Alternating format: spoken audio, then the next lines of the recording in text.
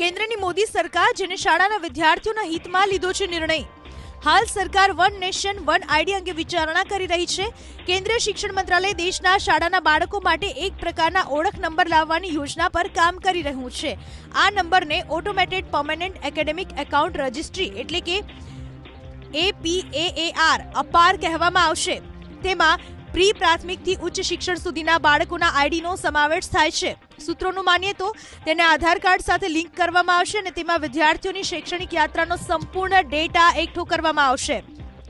અપાર આઈડીથી શું થશે તેની વાત કરીએ તો કોઈપણ વિદ્યાર્થીના શિક્ષણ રેકોર્ડ્સ, રમતગમતની પ્રવૃત્તિઓ, અભ્યાસની પ્રવૃત્તિઓનો તમામ ડેટા એક સાથે રાખી શકાશે. એટલું જ નહીં, સરળતાથી એક્સેસિબલ પણ રહેશે.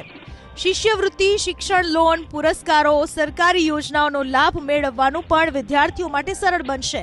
જો કોઈ પણ માતા પિતા શાળા બદલશે તો